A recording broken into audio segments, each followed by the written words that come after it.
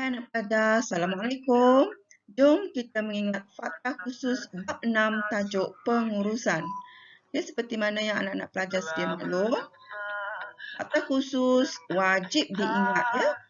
Okay, sebab kita menjawab soalan, mesti mengemukakan fakta khusus terlebih dahulu sebelum kita memberikan huraian dan contoh. Jadi slide yang cikgu sediakan ni, video yang cikgu sediakan ni adalah khusus untuk mengingat fakta khusus. Fakta yang wajib pelajar ingat untuk tajuk 6, tajuk pengurusan. Okey.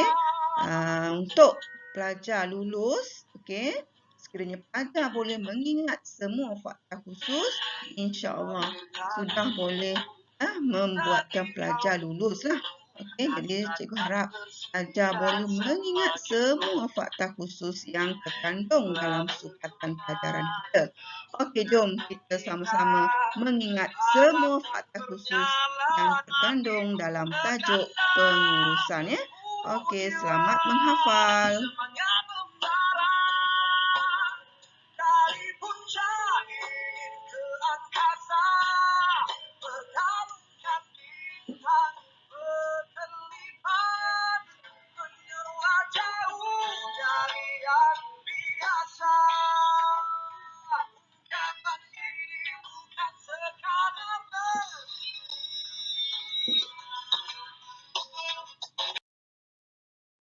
Pertama, fungsi utama pengurusan.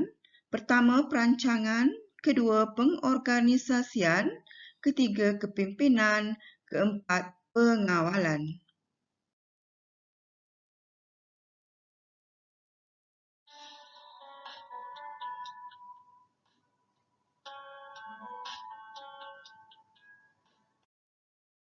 Peranan pengurus. Pertama, peranan perorangan. Personal iaitu pertama sebagai lambang, simbol atau orang terpenting. Kedua, sebagai ketua atau pemimpin. Ketiga, sebagai penghubung atau pengantara.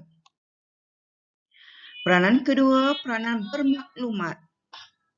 Pertama, pemantau atau pengawas. Kedua, sebagai penyampai. Ketiga, jurucakap. Peranan pembuatan keputusan. Pertama, sebagai usahawan. Kedua, perunding. Ketiga, pembahagi sumber atau pengagih sumber. Keempat, penyelesai masalah atau pengawal gangguan. Pendekatan pengurusan. Pertama, pendekatan klasikal. Kedua, pendekatan kemanusiaan atau gelagat. Ketiga, pendekatan sains pengurusan atau kuantitatif. Keempat, pendekatan moden atau contemporary. Peringkat pengurusan ada 3. Pertama, peringkat pengurusan atasan. Kedua, peringkat pengurusan pertengahan. Ketiga, peringkat pengurusan bawahan. Jenis-jenis kemahiran ada 5. Pertama, kemahiran konseptual. Kedua, kemahiran pembuatan keputusan. Ketiga, kemahiran perorangan atau kemanusiaan.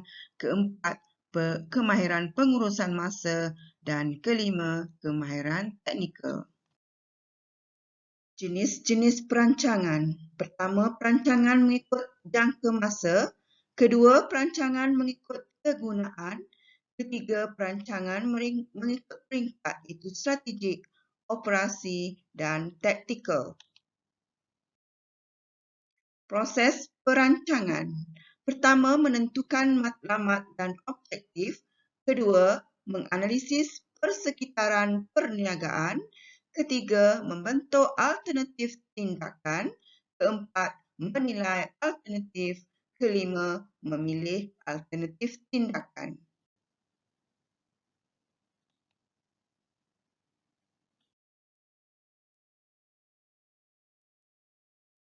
Alat-alat perancangan. Pertama, analisis pulang modal. Kedua, catagan. Tiga, bajet. Keempat, critical path method atau CPM. Unsur-unsur perancangan strategik. Pertama, visi. Kedua, misi. Tiga, objektif. 4 strategi, 5 taktik, 6 dasar atau polisi, ke-7 prosedur, ke-8 standard.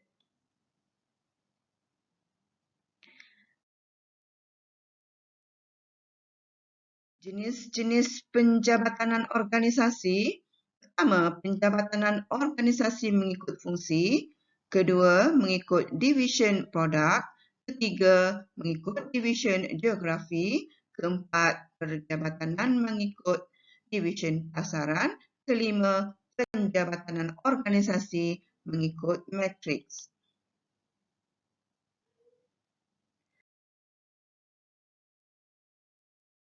Bentuk-bentuk lain struktur organisasi. Pertama, pasukan. Kedua, projek. Ketiga, unit perniagaan strategik SBU. Keempat, organisasi tanpa sempadan. Seterusnya, proses pengorganisasian. Pertama, penentuan objektif. Kedua, pengenalpastian aktiviti. Ketiga, pengelasan aktiviti. Keempat, pengelompokan aktiviti. Kelima, pengagihan tugas autoriti dan tanggungjawab. Manual organisasi ada 3 ya. Pertama, file manager. Kedua, manual prosedur kerja. Ketiga, prosedur kualiti.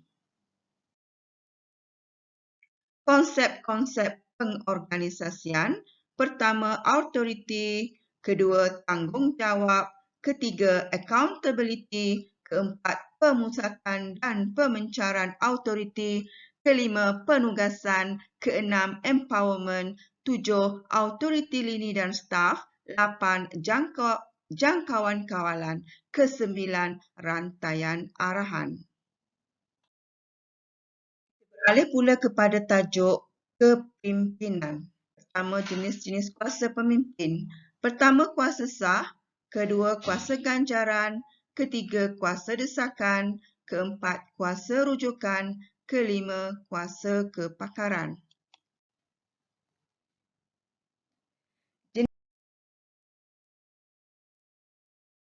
Jenis kepimpinan. Pertama, transaksional. Kedua, transformational. Ketiga, karismatik. Keempat, berwawasan atau visionary.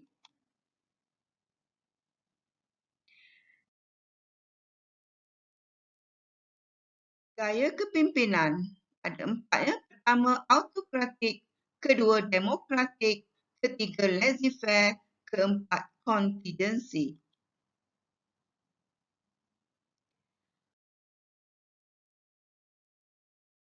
Seterusnya, teori motivasi. Kita ada 4 teori motivasi. Pertama, teori motivasi Maslow. Kedua, teori motivasi Herzberg. Ketiga, teori motivasi McGregor, itu teori X dan teori Y. Keempat, teori McClellan, itu teori keperluan. Seterusnya, proses pembentukan pasukan. Pertama, pembentukan forming. Kedua, peributan storming. Ketiga, penyesuaian norming. Keempat, pelaksanaan performing. Kelima, penangguhan adjourning. Seterusnya kita pergi kepada tajuk punca-punca stres. Kita ada punca organisasi. Itu berkaitan dengan pengalaman, dasar, prosedur, peraturan ketat, keadaan tempat kerja. Punca berkaitan pekerjaan. Kita ada 8. Pertama, konflik peranan. Kedua, kekaburan peranan. Ketiga, keperluan tugas. Keempat, beban tugas. Kelima, gangguan seksual.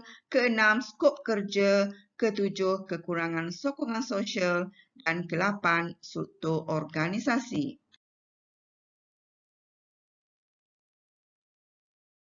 Seterusnya, punca stres. Itu faktor individu. Kita ada personality, keperluan, pengalaman dan keupayaan. Faktor persekitaran luar, itu faktor ekonomi, ketidakstabilan politik, ketidaktentuan teknologi, kejadian-kejadian yang mengejutkan. Kelima, sosio budaya. Dan keenam, hubungan personal. Kaedah menangani stres. Pertama, pendekatan individu, itu melalui pengurusan masa. kedua teknik fisiologi, ketiga bersukan dan senaman, keempat sokongan sosial, seterusnya amalan pemakanan seimbang, dan akhir sekali kaedah kerohanian. Pendekatan organisasi pertama, iklim organisasi yang baik. Kedua, program kaunseling. Ketiga, program sokongan keluarga. Keempat, program pengurusan stres. Kelima, sistem mentor. Keenam, reka bentuk semula kerja. Ketujuh, program pembangunan fizikal. Dan terakhir, program pembangunan emosi, mental dan rohani.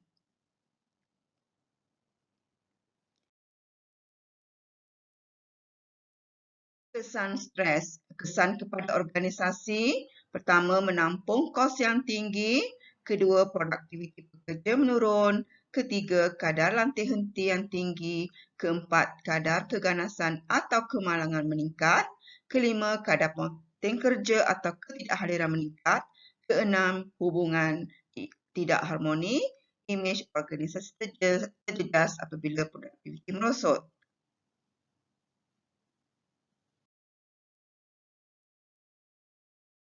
Kesan ke atas individu, penurunan dalam tahap kesihatan itu aspek fisiologi.